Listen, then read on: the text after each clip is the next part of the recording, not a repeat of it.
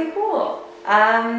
So thank you for doing this. Yeah, thanks for doing it with me. Yeah. Being flexible. Oh my gosh, yeah, easily done. So my first question, or just I guess just to start the conversation, something I was looking at like your residency application and the work you submitted for that, and then at your Instagram, like some of the stuff you're working on now. I feel like so much of what you do, or so much of what you do so well, is like using objects as a means of connection, or like playing with their form to demonstrate connection, sometimes to like an intangible thing or intangible person in the case of a lot of work you submitted. So I guess, what are your thoughts on the object and playing with form, and why are you drawn to that, if you are? For sure. I think that I am drawn to objects because I'm a collector. I feel like I'm very interested in filling my space and my life with different things that I like and things that I like to look at. I'm definitely more of a maximalist, and I feel like that kind of transcends into my practice in terms of the ways that I draw images and create objects. Yet I feel like the way that I like to display things is a little bit more minimal, so that's an interesting kind of push and pull. But I definitely think being a collector of different trinkets and things has kind of led me to the ways in which I make objects and think about them. Do you feel like that is how you want people to relate to your work as well, as like you would have created some of those trinkets? Yeah, I think so. I think that ultimately I would love if people could like collect my pieces in like the different series. I also think that some of the work that I make is not necessarily all for sale, and it's just for me, so that's kind of an interesting, I think, play between the different subject matters that I use in my work as well as the things I create. Is there any common thread across work that's just for you? I think that a lot of my work that's more so just for me is related to my adoption and my biological family and finding my sister. I don't really see any of that work necessarily ever being for sale. And it's more of a way to like process through the different emotions and feelings that I have towards that. That makes a lot of sense. Is that theme running through the work you're working on now? Yes and no. I think that the work that I'm making here and finishing here is, as you can see behind me, it's a bunch of different dinnerware. I'm really interested in hosting this communal meal for Chinese American adoptees to come together and eat different cuisine that they've either grown up eating and or learned to make. And during the pandemic, I became really interested in Chinese cooking, which I had not really done so much of growing up. So yes and no, it is kind of related back. It's not necessarily directly related to my biological family or sister, but I think that some of the imagery that I'll pull in, I haven't quite decided what's going to be on everything yet. I think some of the imagery or symbols might be reminiscent of that without being super direct. So, did you find any recipes that became favorites? During the pandemic, yeah, I made these like sweet buns with red bean paste that were really good. And also I had made dumplings a few times as a kid, but I got pretty into that as well. So. Well, which sort of comes back to, you got your BA in studio art, but also sustainable food and farming. So do you feel like that's coming back a little bit in this phase of your work?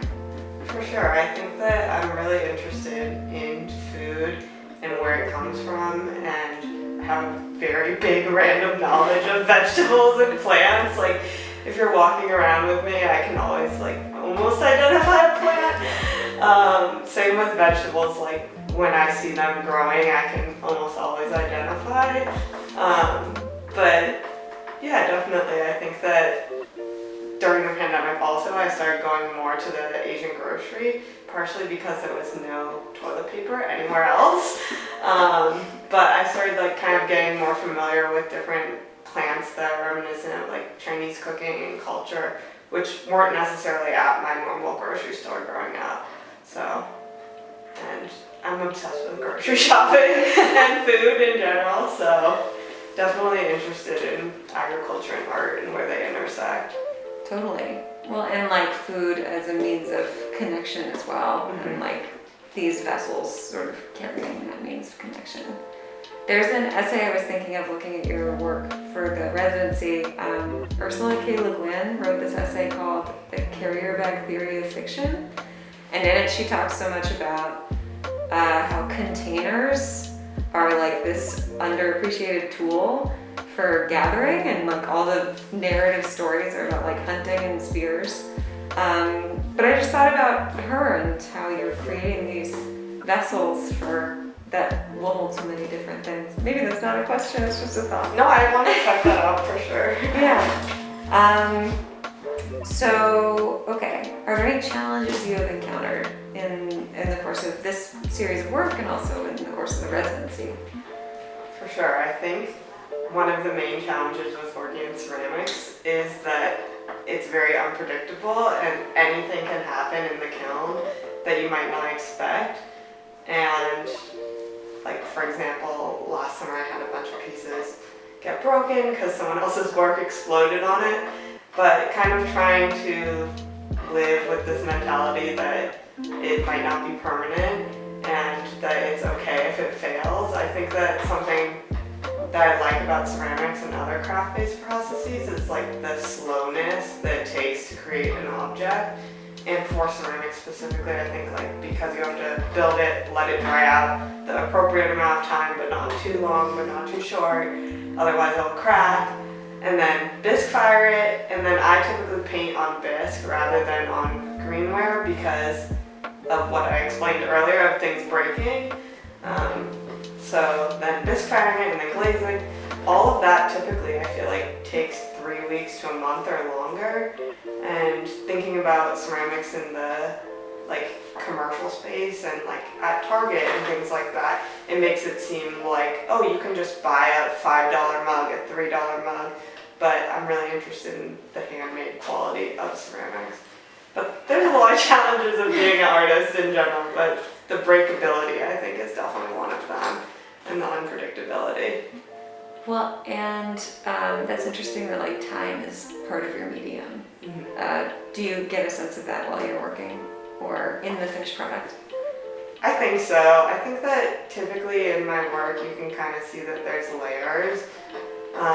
And that's partially due to my background in printmaking too, I think.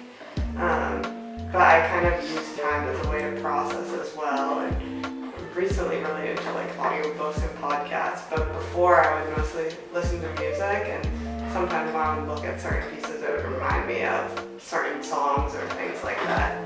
Totally. Yeah. Yeah. When you look at it, did not finish so that. funny. Do you have any questions? Yeah, actually I do. Behind you there's a lot of, and also on some of the plates and the bowls themselves, animal depictions. And I'm wondering, you've talked about this kind of familial connection and the idea of bringing that through food and sharing a meal. I'm wondering where those animals, because I love animals, so I'm seeing them all over and I see it on some of the plates as well, and I'm wondering how that feeds into the overall work you're doing here. For sure. So I'm trying to create different plates that have the different animals of the Chinese zodiac. And there's 12 animals total. And one of my core memories as a kid is going to the Chinese restaurant on Chinese New Year, and they give you the little red, white, and gold placemat, and they'd be like, here's some crayons and color on it. So last summer I made a facsimile of that, or kind of my own copy of that, and now I'm trying to make animals that will look similar. I'm painting with cobalt, which is traditionally used in Delft pottery. So when it's fired, it all looks gray and black and white. It will look blue. But this is a test of the kind you just brought me, and it worked. So it's just a cobalt oxide stain. It's my first time doing it, and I think that cobalt has a really rich history that is also problematic in a lot of ways. But I am genuinely really interested in the color and the history of it that comes in within Chinese pottery and colonization, etc. So that's where the animals are coming. There's more coming. And I'm hoping eventually to have those placemats that I was describing as like takeaways for people to take home, so they can have their own perpetual placemat. Yeah. They've already all been like resin printed and they're at my house, so Well, there you go. yeah. That's so cool. Yeah. Sounds like an amazing event. Yeah, hopefully. I don't think it will necessarily be able to happen within the month that I'm here, but I definitely am gonna reach out to y'all about, I don't want that to break, about scheduling and organizing. Seems like the kind of thing we'd be so down to do. Okay. I had another Please, question actually. go nuts. So you have a lot of like single-faced pieces here, as in like plates and bowls. We also have multi-sectional boxes, and I was wondering how that feeds into the same idea, and if that's just another expression of division within, you know, sharing food and dividing the space kind of in that way, or where that's coming from. That's really interesting. I hadn't thought of that. I'm making these like bento box-esque boxes. Something I learned after doing a DNA test is that I'm part Japanese, so I'm kind of interested in exploring that history as well. And I kind of just made them for fun. I think that honestly they might be really tiny for actually eating out of. They're like when ceramics are fired, they shrink, and most of them I think are out of porcelain, and that shrinks the most out of any clay body. So I'm curious to see if they will actually be eatable out of. Otherwise, they might just be like decoration or sauce containers or trinket holders. But yeah, it's a really interesting concept of the division. I hadn't thought of that. Well, I was just gonna ask on top of that, since this style of pottery for you is the first time, right, that this is kind of being executed for you, like as a practice. For sure. Do you find it more difficult with those like bento box-esque, you know, pieces to make and sculpt itself, or is it like just in terms of your process? Yeah, the process for making the bento box is really different than the rest of the pottery. I started with like a hunk of clay, and then I worked reductively, which I think kind of relates to printmaking and thinking about like wood cut and cutting away. Yeah. I had never done that before, and I found it to be interesting. I also found it to be frustrating because it's difficult to make like harsh lines. I think that one of the things that people have said most about like my ceramic work as well as my drawings is that they look similar in quality. There's like this waviness and this looseness. But when I was making those originally, I was trying to slab build and trying to make them kind of rigid like a traditional bento box. And that was really difficult for me. I couldn't do it, so then working reductively helped me achieve like the form that I drew. And I think that the drawing actually looks really similar to how it turned out in the end. So, yeah. Do you feel like, are there any accidents that have happened with ceramics that you're happy about? Accidents? Yeah, I guess like, I feel like that process is so multi-step and you don't know what you're gonna get out of the kiln. Yes and no. I feel like I'm really particular about the way that I want it to look at the end, and I've kind of been building my ceramic style over the past like 2 years. And this summer earlier I went to a residency at ceramic school in Hamtramck, Michigan, where I made all of them, and they did a wood firing there, and that for me was very eye-opening because I was like, you can't be rigid about the way that it's going to turn out. The way that it goes into the kiln impacts the firing, as well as like the glazes, the colors. You don't have to put any glaze and it can still look glazed at the end because of the wood ash. So that was eye-opening. I don't think necessarily it fits the aesthetic of my work that I want to exist in the world for like necessarily selling. But I do think it was a really amazing, fun process that I'd like to be a part of again. And incredible. It was just insane. It was going like all day, 12 hours, the community aspect of it is really interesting because everyone comes together to load and people are bringing food and it's all really interesting. I want to try it again. And I want to try, like I mostly just use glazes, but I would like to try kind of like what would it look like for an image to be wood fired and would you even be able to see it afterwards because it's getting to such a high temperature. So. Yeah, I feel like, I guess my question is like, what do you think, you've moved into ceramics from printmaking and other types of object making, do you think it's opened up anything for you? Yes, I think that, so I graduated my MFA during the pandemic in printmaking and I love printmaking, I teach printmaking, I think that I use printmaking thinking, like print thinking, within the ways in which I make ceramics even. But after I graduated, that summer my grandmother passed and I was like, I need something that is more tactile and physical that I can actually see the progress being made rather than drawing layers and layers and layers or re-etching into a single plate tons of times just to get one final object. So I kind of switched into ceramics as like a almost obsessive kind of quality to be able to have physical things and to keep my hands busy and like my mind busy.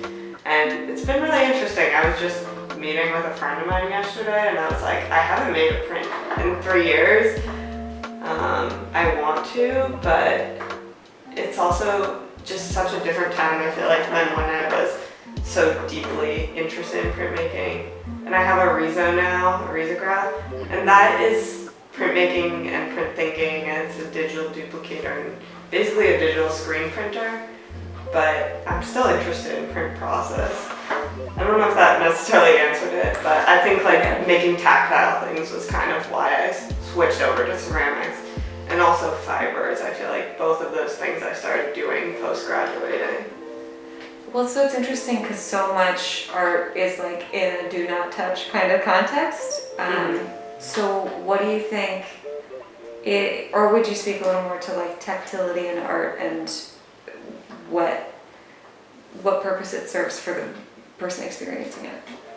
I think I am really interested in the touch and feel of things, and that's something that I consider when I'm like making ceramics and even when I'm teaching ceramics too. I'm like, think about the mouthfeel of the mug when you drink against it and like use a sponge to soften the edge.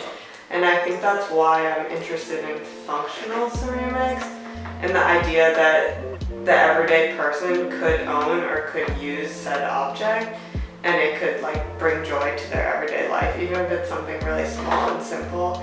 Every time I use my friend's ceramics, I don't traditionally use too many of my own at my house. I only have my seconds.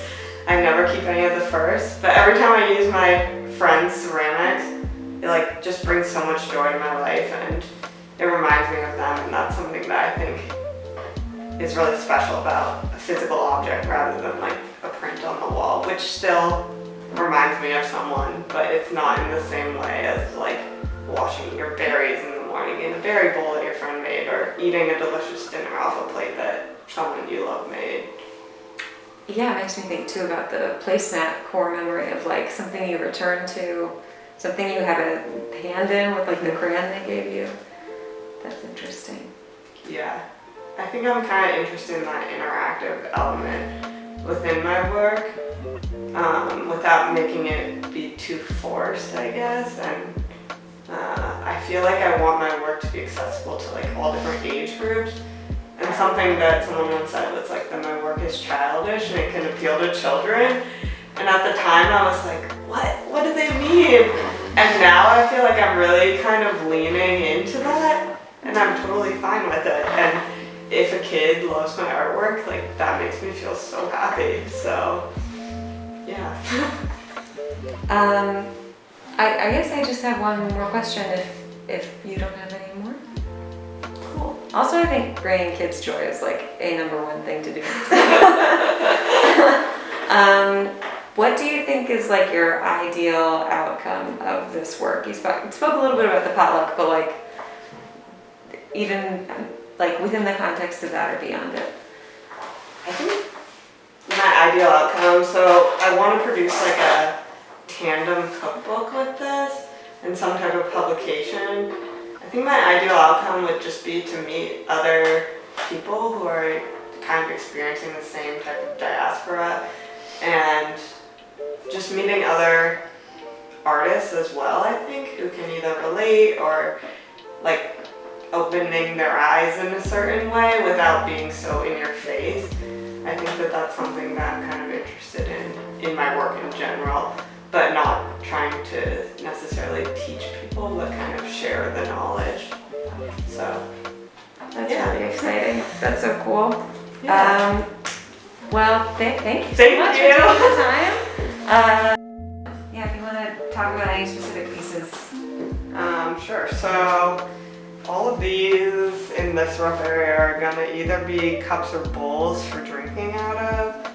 I'm currently painting them with cobalt, which will fire blue. I think that I want the cups and bowls to be relatively minimal and then have like a reveal aspect once you get to the end of drinking or eating whatever's in it.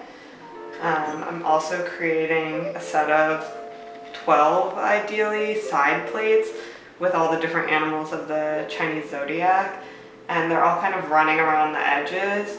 I use molds to create these, so I used a press mold that I thrifted at a random thrift store of an Italian man eating pasta. But I just press the clay into it, and then once it dries, it kind of has this nice little lip. I'm interested in using different kind of found objects to press into. These ones over here I had made 2 summers ago at Mosaic Project. They're originally, I was thinking I want to tie them in with this like zine that I made with images of me and then kind of like outlining the story of finding my sister. I thought of them more so for florals or arrangements. I never really work big. This is considered big for me. So that was challenging and in a good way. And then like as we mentioned, these like bento boxes that I'm making, I'm kind of drawing different Chinese inspired dumplings and soy sauce and spring onions and stuff. And I included the little lines going up the side to kind of be reminiscent of the drawings. The braids that I made, these are broken. Those are some of the work that got exploded on, but I was making these works last 2 years ago, and it was like these drawings of braids, and then there would be this red thread between them that was like spelling out, well, would we have had matching braids, and I kind of wanted to make that into some type of installation. I think a lot of times my work goes through many different phases before reaching the final phase.